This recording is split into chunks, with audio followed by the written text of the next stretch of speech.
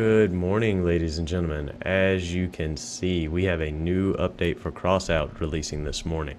I am Doc, coming to you from the TRUgaming office. So I just wanted to create a quick video for y'all so we could go over some of the new stuff in the update together. So first thing is first. The first new thing that we are getting are drivers. So apparently now on our main screen, here, let's go into the game while we're reading this.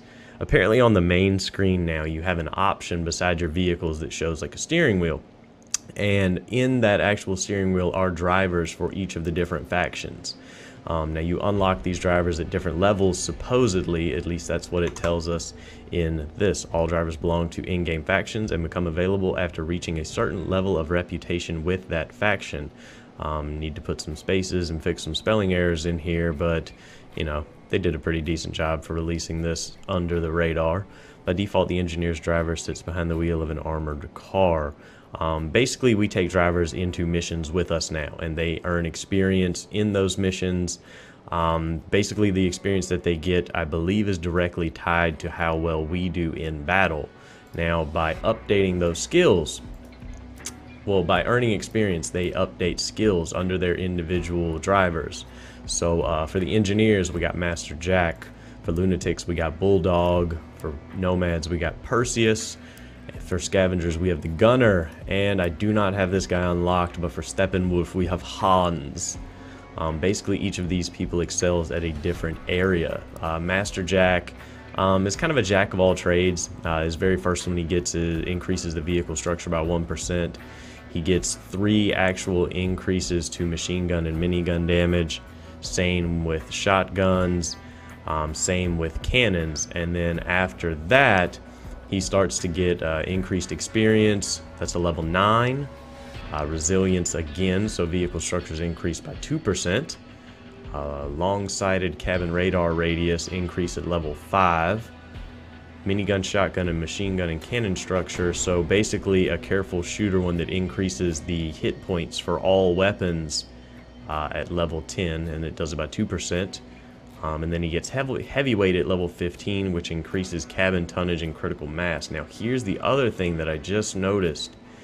Once you get a little higher, let's see what level it comes up at, but once you get a little higher, so up to level 9 we're good, we don't have to spend anything, but after level 9 we have to start spending our resources to unlock these boosts. So his level 10 careful shooter requires 2,000 scrap, 1,500 wire, 300 copper, and 150 electronics. Oof, it goes way up for heavyweight. Alright, let's take a look at Bulldog. Bulldog is going to be our lunatics driver. Dangerous psycho, don't give him any sharp objects and keep him away from explosives. Huh, he sounds fun. So as you can see, we would immediately expect him to get a shotgun boost. So he ends up getting 4 shotgun boosts. Ooh, he gets a shotgun heating boost as well. So he gets damage and heating for the shotgun. He also gets shotgun structure and melee structure. He gets increased self-destruct damage, active melee weapon damage. So active melee damage is going to affect like the auger and pretty much anything that is actually doing active damage, not passive damage like the blades that you can put on the front or the rams. A blast radius for self-destruct. Ooh, increase for the growl cabin tonnage. There you go. More active melee damage. He doesn't get unguided rocket damage until level 14, which is kind of meh.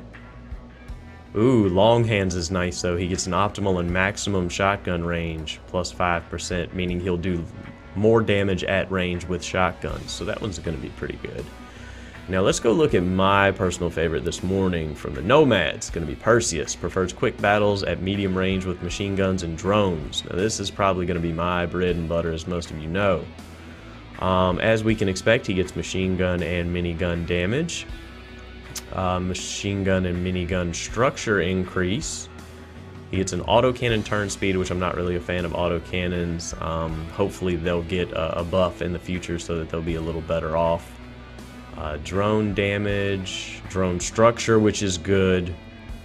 and drone cooldown. So he does get some good ones for the drone, so that's good. Max machine gun spread, nice. So Hawkeye's gonna bring in the spread for the machine gun with increased fire. Gets increased experience, which is good. Increases the range for machine guns and autocannon, and increases the range again. Alright, let's take a look at Gunner from the Scavengers. Spent many years in a tank turret, can barely hear or understand a thing, but the way he handles cannons, whoo! Guess it doesn't matter if he can hear or understand, he just has to be able to shoot the big cannons, man. Alright, so he gets a bunch of cannon damage. Ooh, cannon turn speed, that's going to be nice for the higher level turret, the turret cannons. Alright, more turn speed. Ooh, blast radius, that'll be good. That'll help you do more damage to multiple armor points instead of just doing one. Alright, cannon structure. Alright, increased turret damage, but these are the turrets that you can actually place. These aren't going to be like the actual turret cannons or the cannons themselves. Increased experience, which is good. Huh, when the car is stationary, he's going to have better aiming. Ooh, number of shells, that's going to be nice. That's going to be nice. It only increases it by 1, but even 1 when having multiple cannons, because we all know people are doing multiple cannon builds right now, is going to help in the higher levels. Max trucker speed, nice. So he gets a speed boost as well. That's going to help. Alright, so let's go look at the best of the best, quote-unquote, Hans from Steppenwolf. Let's see what he gets. Experienced gunner and navigator, great at handling all kinds of weapons. Alright. Wow. So he gets a weaponsmith perk that increases his damage with machine guns, shotguns, miniguns, and cannons. He gets 3 of those. He gets 2 of the vehicle structures. Of course, he gets cooler efficiency plus 3%. That's going to help out with pretty much every weapon ever. And a radiator efficiency. Man, this guy he's going to be pretty hard to beat. Alright, he gets 3 increases for his wheeled drones. He gets a damage increase, a cooldown and another damage. Alright, and when he sends them out, their structure is actually going to be increased. Increased experience, optimal and maximum caucus range, interesting. Homing missile damage, wow. So he gets his homing missiles. Basically, when you use homing missiles with Hans, they're going to do 3% increased damage. And when he uses the tow missile, it increases the time he can control it by 2 seconds at max level. Alright, so we got some interesting people that we're going to end up having to pick from this morning. Alright, let's go back to the patch notes. Alright, so once you learn a skill, the skills will remain with that driver forever. And as we found out, some skills require additional resources. They also added in a weapon customization system, as you can see by the interesting little designs on this here cannon. They come out of customization kits, which will be got from a special container. And of course, the containers will be manufactured with a new workbench at the Engineers faction. Oh, in each container, you get 1 random set for customization. Oh, and at the same workbench, you can build a container with paint. So we'll be able to build our own paints. That's going to be interesting. The container and customizations can now be sold and bought on the market. So that'll be a little more helpful. One set is used to customize one's weapons. Alright. You can repeatedly use customization kits on upgraded weapons. However, with re-customization, the old appearance is lost. Interesting. Alright, so they did some updates to some of the game modes. Heist, disable invisibility, meaning during the heist, whenever you had to go and pick up the cargo, you used to keep invisibility while you were picking it up. That's no longer going to be the case. As soon as you get on the point to pick up the package, invisibility is now going to go away. Escort has changed a little bit as well. Now in Escort, essentially when more people are closer to the truck that you're escorting, the truck's going to move at a higher speed, meaning that the matches will take less time if everybody stays closer to the truck. And right here they have to be within 75 meters. Did a few parts changes. They added new welding points to the Duster cabin, which is going to be like I think the Duster's the 250 power score cabin. That's going to be the fast one. Alright, they did a power increase for the tracks, meaning that tracks can now carry more weight. They fixed the bug with the low reverse speed. Nice. So now the tracks, essentially when you had the tracks before, you were better off just turning right or turning left and basically just making a U-turn, because the reverse speed for the tracks was horrible, so apparently they fixed that. Paints issued to those closed beta test participants can now be sold, meaning that us people who were not involved in that will have access to all of these paints as well. And this is another great addition. The blueprints from the packs that you can buy in the game, you can now test drive those, so that you can test drive the vehicles themselves and see if you like them or not before you actually purchase the packs.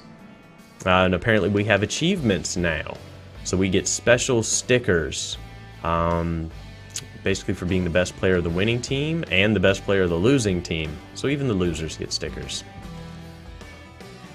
Alright, so they added a login queue window for the game, which now gives us an estimated waiting time instead of just giving us that screen that says, in login queue, please wait forever. Also, for people's convenience now, when in a match, when you're pressing tab to see the players, you can click and send friend requests to people who are actually in the battle with you, which is a huge improvement if you find somebody you actually want to continue playing with. Also, for the people who are in clans, like the TRUgaming fam, the clan tags will now be displayed in-game. Let me see, any other notable things? Oh, another huge boost for kind of convenience is going to be the actual change to trading. They added an increase-decrease button for price that'll make it go up or down by 1 cent, 1 coin, 0.01 coin. So basically it'll be easier for people to put things up in the market, and it'll be harder for little kids to mess up market prices by changing it by, 5 to 10 coins at a time. They also did a quantity change in pieces so that you'll have pretty much an up-down increase for pieces instead of either manually putting it in or putting in one or putting in all of what you have. I haven't messed with upgrades, so I don't know what exactly this is changing. Upgraded parts used to upgrade another part are now marked with a special icon. Okay, that makes sense. So that'll help you when upgrading. Whenever you're upgrading a part, any part of that same piece, like basically the same piece you're trying to upgrade, will be marked with a special icon. Rested bonus, which is the daily bonus that they're talking about. They improved the description for it. Alright, and there you go. Whenever we reach our daily experience bonus, the icon doesn't disappear but becomes grayed out, letting us know that it's no longer available. They gave us voice chat in this one, so we can activate voice chat by pressing and holding the Y button, which is default. I know a lot of us are going to change that, so if you want to yell at your teammates, now you have that option instead of just typing in chat. So they increased the font for the daily rewards, improved some sounds, improved performance of the game client. That's nice. And that's pretty much going to be it, ladies and gentlemen. I think the notable things for this one are going to be the changes to trade, which basically, once again, is just giving us the buttons to increase the quantity one at a time, and the 0.01 increase button. Going to be being able to yell at your teammates who aren't paying attention, even though most of them will probably yell back at you in Russian at the moment. And the other huge increase the other huge changes are going to be the changes to raids, the heist and escort changes, making it where invisibility no longer works in heist, and where if you're closer to the truck in escort, the truck moves faster. And basically, I'm not really thrilled about the customization system. We'll see how they did with that for the weapons. I'll go take a look at that this morning. But the drivers is going to be a huge change. They basically gave us a whole new thing to play with this morning with all the drivers to the actual factions. But anyway, that's going to be the end of this video. Please stay tuned for the next one. Our next video is going to be kind of a hands-on tutorial at building the actual vehicles in Crossout, helping people hide items under the cabin so that they're harder to blow out. Pretty much showing people how to twist and turn the actual frames so that you'll make the vehicles pretty much better for whatever power score level you're trying to make them for. But anyway, I'll catch you guys later, and I'll see you in game.